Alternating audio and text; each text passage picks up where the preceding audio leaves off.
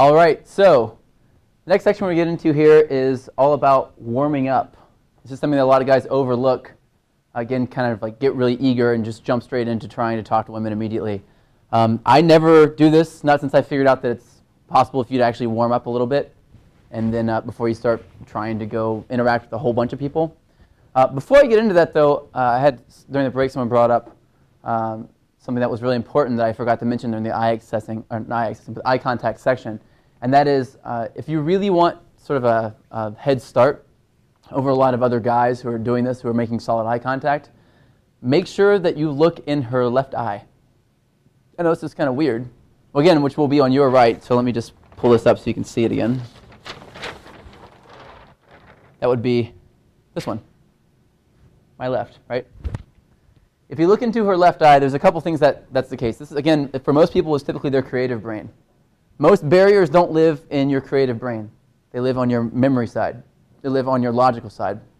So if you're sitting to the left of someone, so if I was sitting here, talking to someone this way, they're less likely to be able to lie to me than they are if I'm sitting on this side. Does that make sense?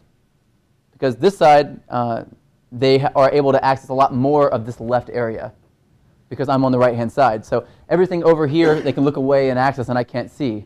So they'll look over that way a lot more. We tend to look in the direction of the person we're talking to more, but if I'm on this side, they won't access this part of their brain as often because I'm over here. Does that make sense? So wherever you're sitting or wherever you're looking, you can actually bypass some barriers by looking into certain eyes. And typically I like to focus on the left because that's sort of the creative, more open side of the brain. So keep that in mind. Your left peripheral is typically associated with your right brain, which is your creative brain. Yeah. As long as you're in her left peripheral, you're on this side over here. If you're on this side, it doesn't really matter. It doesn't make that big of a difference, really.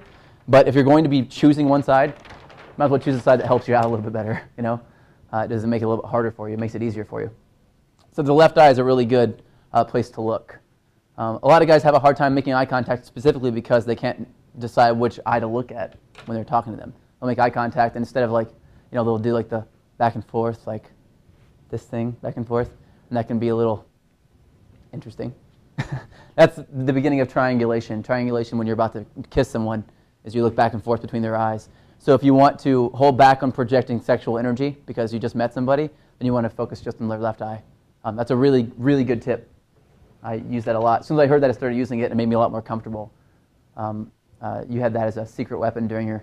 Yeah, I think I learned it from somebody. They said it was called soul gazing.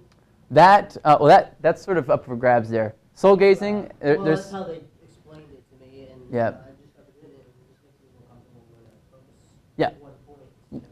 Yeah. So there's a concept of soul gazing, right? Typically, and people, it's kind of like, again, it's not really which eye you look at for soul gazing. It's really that you just look at one instead of two. But if I were to think of soul gazing, I would definitely say the left eye would be the most, I don't know which eye your soul lives in, but if it were to live in an eyeball, it would probably live in your left eye.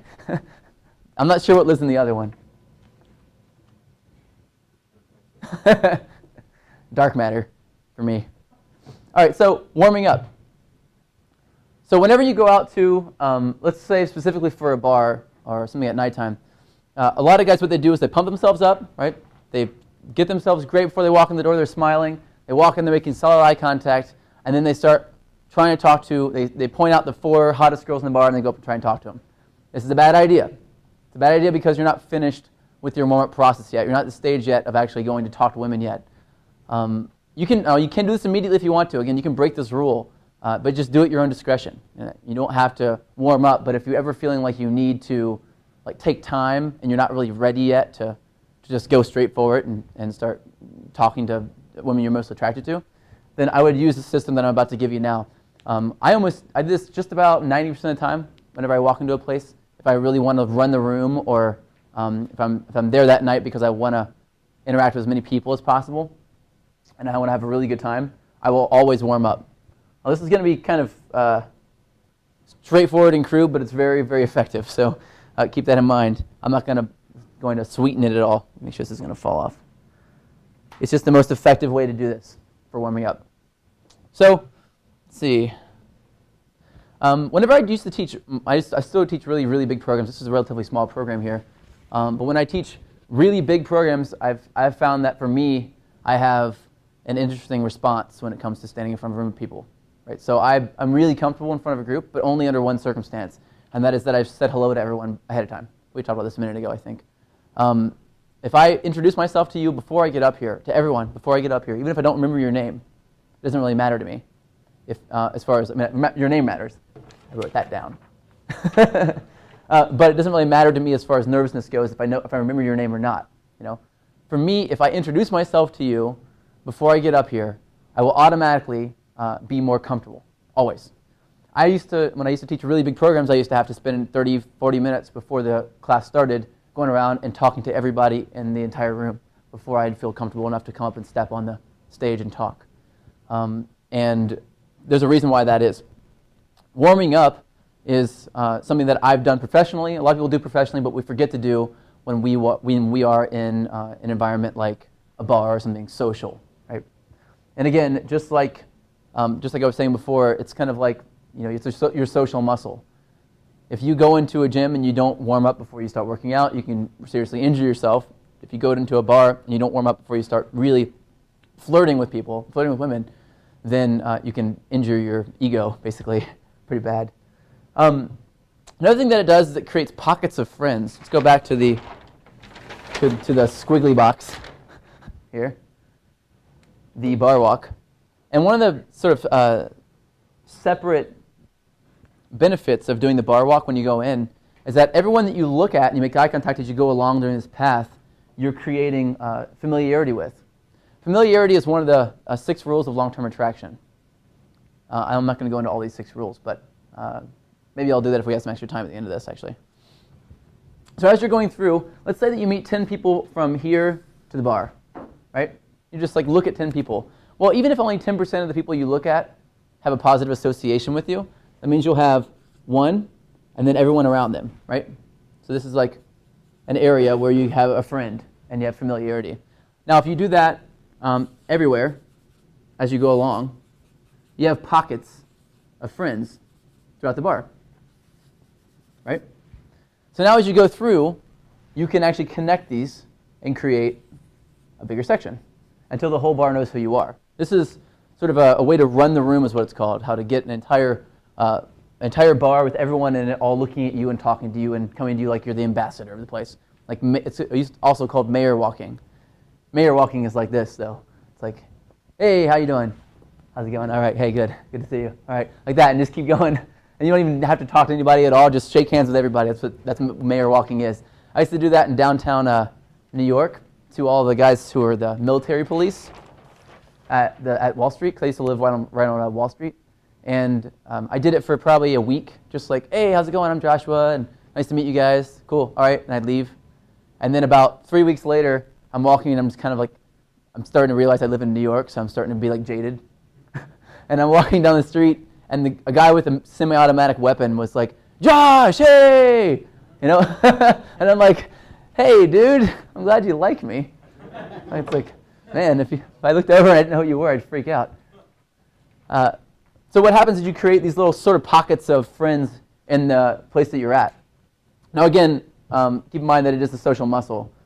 One way to imagine this is if you can imagine being in a room with 50 of your closest friends, just really, really good people, and one girl you don't know, and then that girl rejects you, how you'd feel, which is probably not that bad. Or being in a room with 50 strangers and one of those girls rejects you where you know no one, then you feel completely isolated, right? So it makes sense that you would want to befriend people before, so you have a support system, so you don't start from scratch. Now, if you think you don't need to do this in order to actually continue and not be affected by the rejection, then you don't have to do it. But if you think it would help you, then shit, man, do it. Because it's easy. It's really, really easy to do this. It's a lot more difficult just to go straight in without any life support, on this. So here's what you're going to do. You're going to start out by talking to 3 different kinds of people. And this is going to be your only goal. If you never get past this, I don't care. That's fine, right? If you get through the warming up process and then your friends want to leave and go to a new venue, Okay, do it. But you have to do it all over again when you get the new one. All right. First, dudes in the colloquial, to use the parlance of our times. Dudes, that's the first kind of person you're going to talk to. I'm assuming no one in here is curious in the bi way, bi-curious. So that shouldn't make you that nervous, except for this one apparently. I wrote down females. Okay, good, perfect. You wrote down females, okay. So the next is you're gonna talk to girls that you're not attracted to.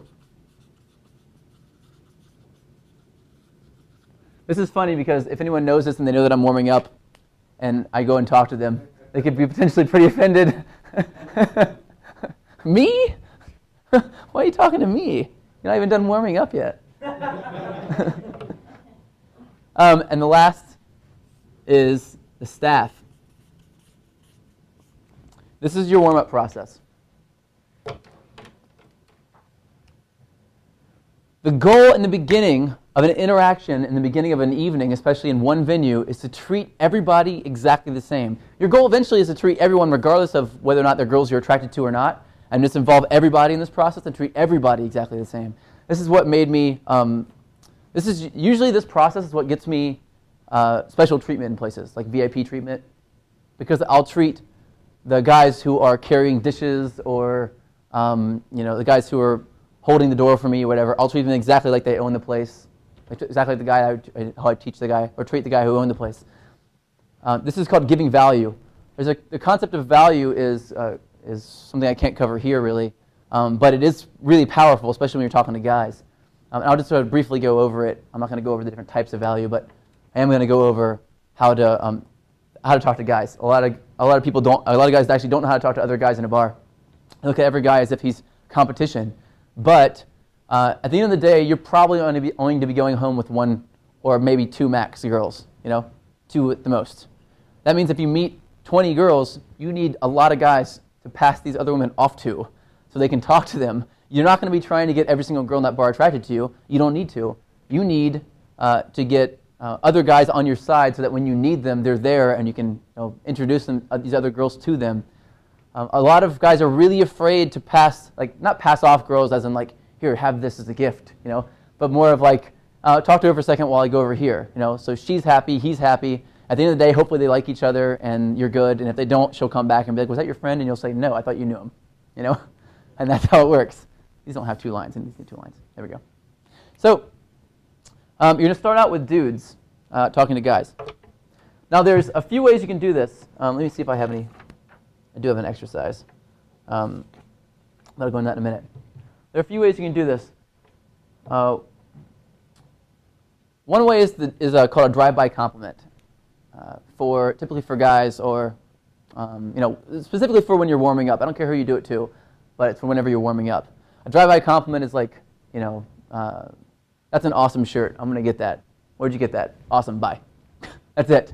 You don't want to talk for more than 2 minutes to each person. Your goal is to maybe get 5 or 6 people who are not in the same social group. Completely different social groups. Get 5 or 6 guys to feel like you've given them value. A compliment is extremely valuable. Let me tell you why that is. When you compliment someone, you sort of induce these same emotions that you do whenever you when you smile at someone. So the same kind of like $25,000 positive, I just found this bunch of money, or when you smile and it makes you 8 times more attractive. You have the same kind of induction of emotion and endorphins from complimenting someone. So what happens is, when you compliment a guy and you make him feel happy or worth something, and considering that most guys have no idea how to make themselves happy, you become the source of their happiness, meaning that you need to be around for them to be happy. So when you come back, guess what they're going to do? Hey, it's you, it's that guy here, we're going to buy you a drink. That's what they always do, because they have no way to create happiness in themselves. Now some guys, when you compliment, if they're really insecure, they'll think that you're insulting them. That can be an issue. So you want to try to find guys who are not looking super, super insecure. In fact, you really don't want those guys to be friends with you in the beginning anyway, because they don't have a whole lot of social pull. If they're really insecure and you win them over, you've just you've just added dead weight to yourself. You know, you got to carry it around. Instead, you want to find other leaders, other guys who look pretty confident, and compliment them. And typically, those guys are high-value guys anyway, so they'll happily give you value back, and that can be in lots of different ways.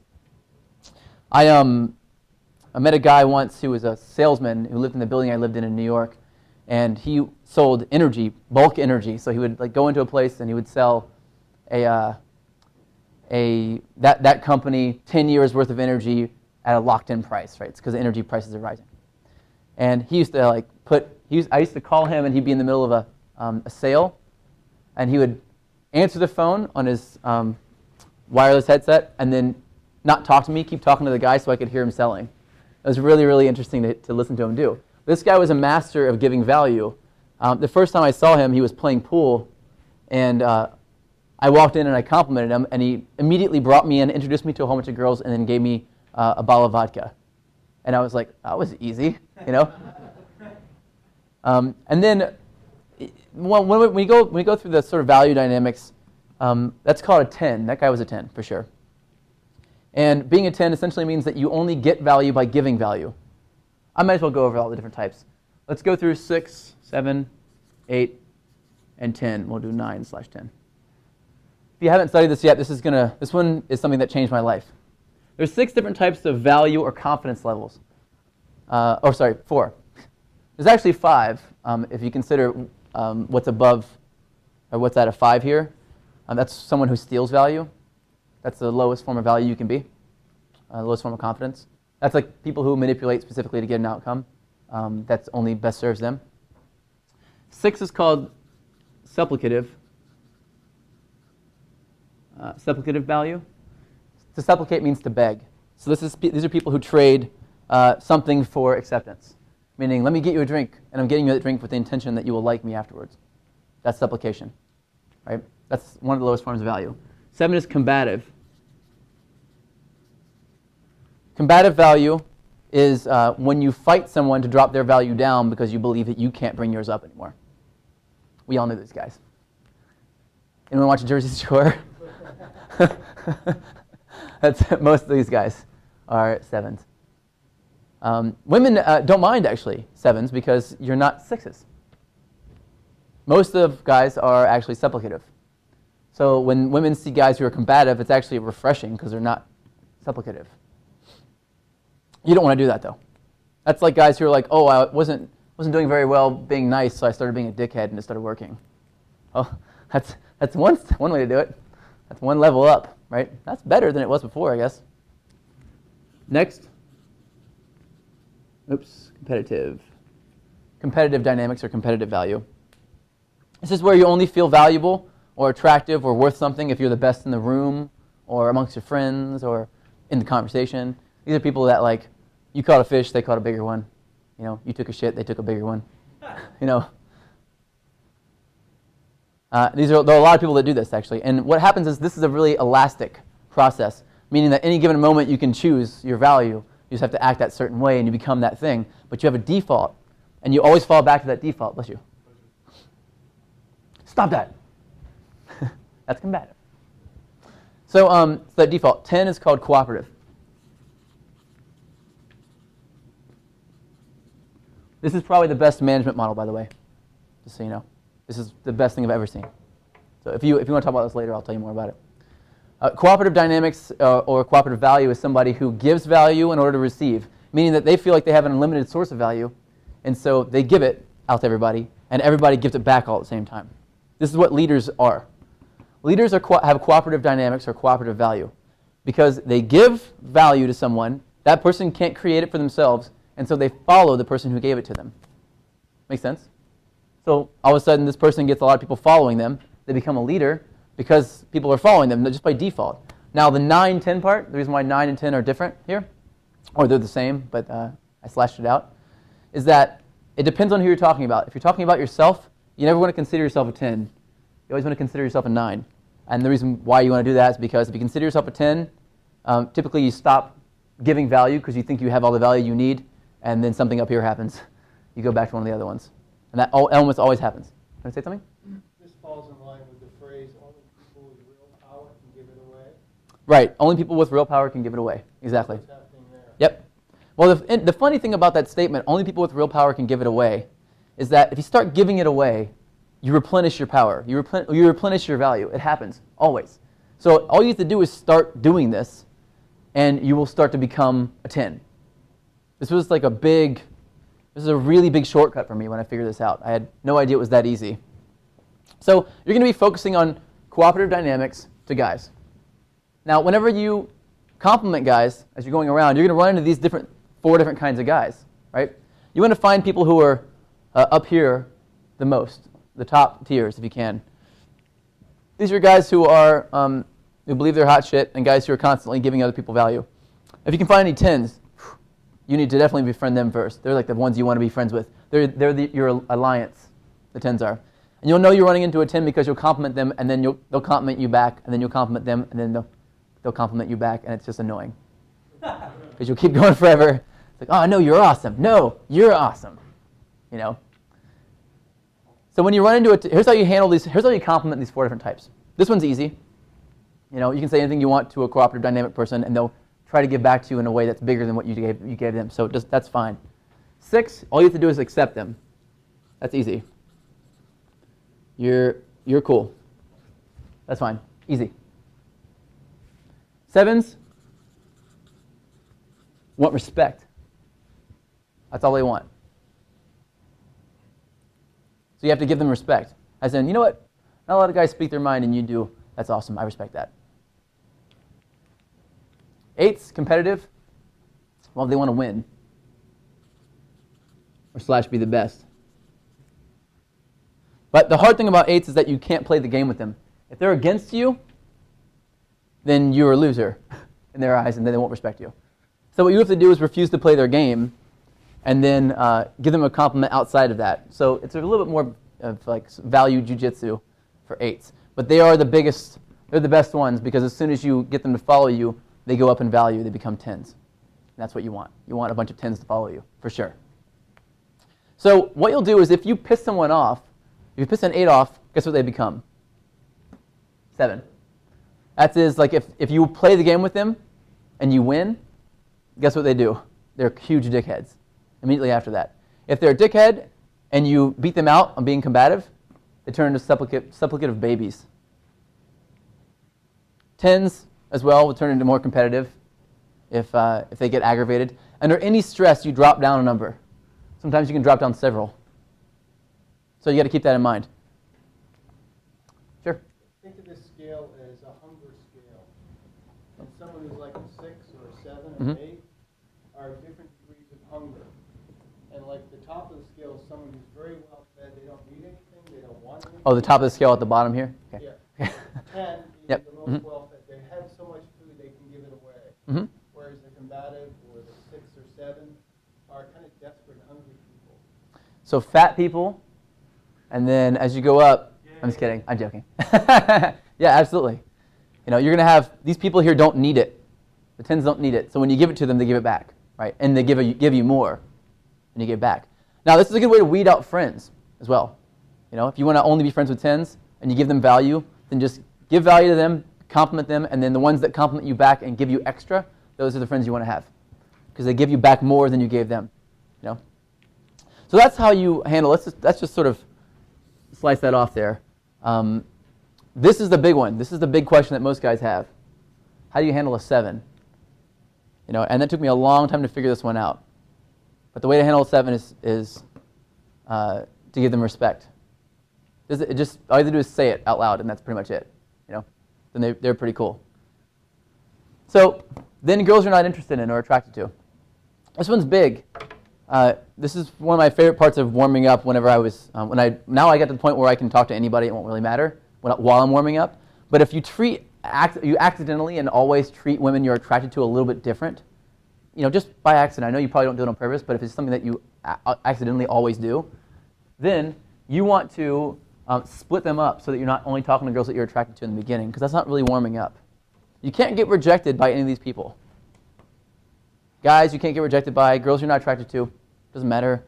Staff, doesn't really matter. You know, that's why you're warming up with them, because you have no outcome dependence here. Let me just see what I have written down so I don't skip over something. So your goal, again, is to treat everyone exactly the same and think about everybody the same. At the end of the day, you want all of these types plus girls you are attracted to all to be on the same level as you are as you're going out during the warm-up process. That means you're going to actually split up your approaching or your picking up women or meeting women, whatever it is. You're going to split that up into two categories: the warm-up process and then the meeting process. And that's it. If you have to take girls you're attracted to out of this, then you have to do it. But if you don't have to do that, leave them in, and make sure that you have that you only warm up with this process. You're not trying to go anywhere with it. You're not trying to push. You're just trying to compliment and then leave, right? Spend no longer than 2 minutes with each one of these people as you go through this process. And you want to do this for a while. Let me see if I can do this. Oh, by the way, for women, you want to banter. Sorry.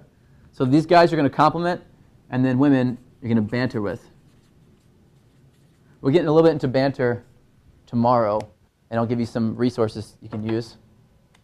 Again, this is in conjunction with your bar walk during that process. So you may have 30 minutes of going through this warm-up process. 30 minutes will get you really well in a really good place, like really well off at the environment that you're in. Unless it's a huge place. If it's humongous, then 30 minutes might not be enough to make a dent in it. But most places, 30 minutes will give you a pretty good process.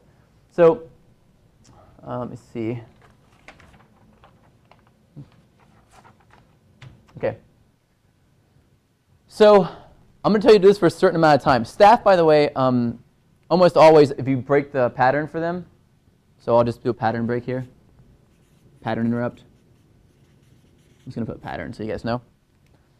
If you break the pattern for them, it's good enough.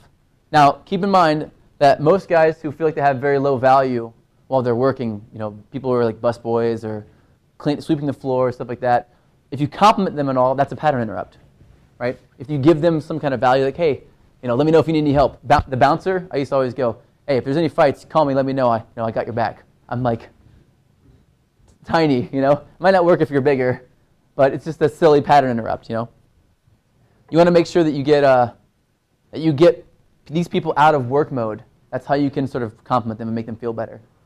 They don't like to be at work. I don't care what they're doing. They don't really like it very much. So here's what I'm going to tell you to do. As you walk into a place you've never been to before, I'm going to give you sort of an exercise to do. You guys are going to flip over you have your first mission there, looks like, in your worksheet.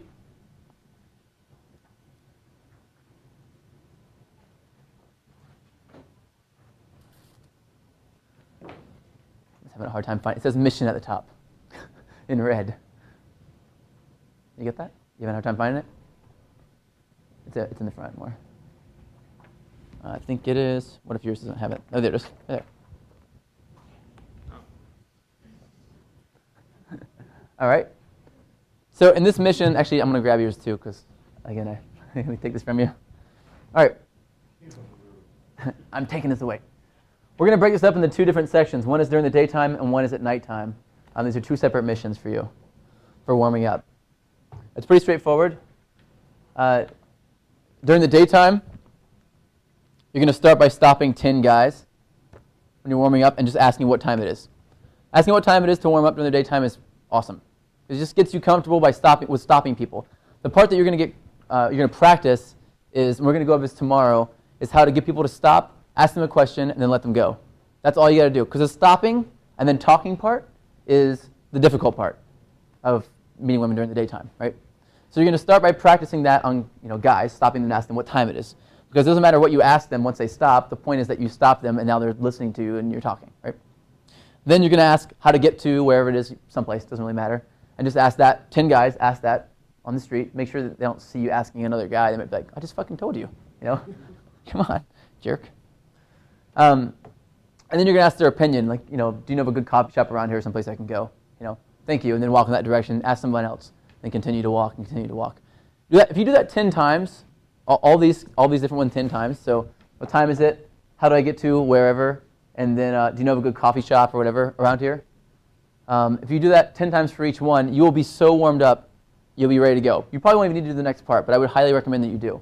Then you're going to do the same thing for 10 women for each one. They can be women that you're attracted to or not. It won't really matter. If you do this by the end of this mission, you will have absolutely no fear of approaching anybody for the rest of the day. But you have to be willing to do this. Take baby steps. You don't need to race into it really fast. Next mission on the next day, at nighttime, you're going to be doing something similar, except it's going to be different things. You're going to be complimenting, cheersing, and high-fiving. So as you go through this process, let's go back to the bar walk again. I didn't think that this was going to be my most referenced diagram, by the way. I wouldn't have guessed that. So you're going to spend the first 15 minutes actually talking to guys during this process. Looking at guys, being like, hey, high-fiving guys, cheersing guys, and then complimenting them. In the same way that we did with these different value scale guys right here. Complimenting them in these different ways, right? Clothes is always cool, as long as you don't face them directly with your body. If you compliment a guy and you face him directly with your body, let me get you again up here. Brad Christ. If you compliment a guy and you're like, hey man, that's a really nice shirt, that's not cool. All right, so that's really subtle, but if I go, hey, that's a really nice shirt, man, and I'm walking past you, where'd you get that?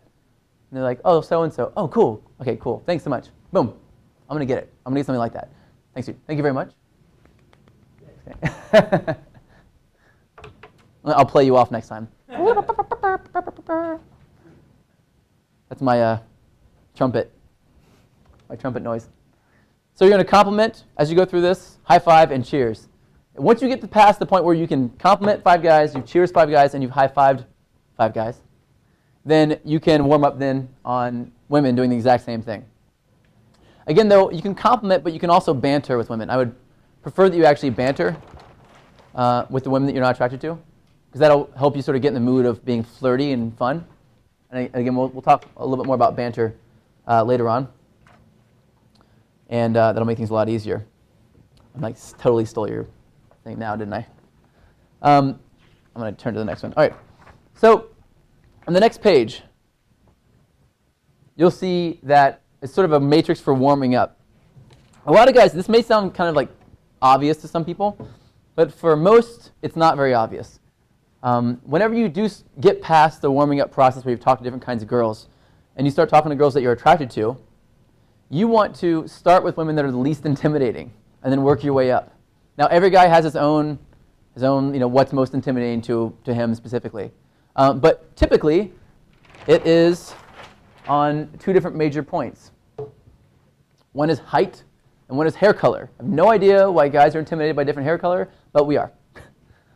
Certain guys just are. I have a friend who just freaks out every time he sees a brunette. I don't know why that is, but he gets really nervous. Blondes, he has no problem talking to.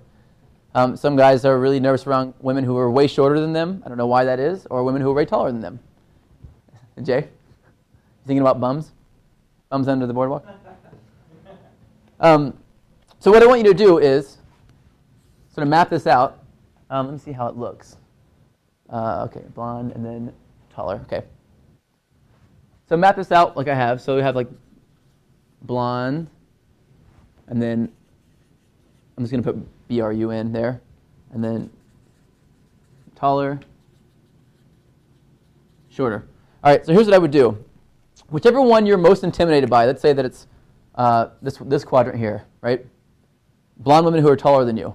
You do not want to approach these women first until you feel completely warmed up. Instead, you're going to go across and start here, in this section. So you're only going to be looking for this first, and then you can split over and do this way. So you can go here, and if then the next thing is girls who have brown hair who are taller than you, and then girls who have blonde hair and shorter than you, and then this way. Follow it in order, and just piece by piece go through every single girl you can see in the bar and approach all of them first. Because it's not that you're not going to be more successful with certain kinds of women and with certain hair color or height. That is not the case at all. That has nothing to do with it. But it's that you're intimidated so much that you're going to start screwing it up. Jay plays poker, and I like to use poker a lot in this when I describe this sort of thing. The reason why guys are really good with women that they're not that attracted to and really bad with women that they are is because they change what they're doing when they meet attractive women. And the reason why I use poker is I look at it this way. If you're amazing at playing poker, you're great at it, but you get nervous every time the hand or the stakes get high. So all of a sudden the pot's huge, and you have, thousands and tens of thousands of dollars in the pot, and everything gets really, really, really intense. What's the worst thing ever to do?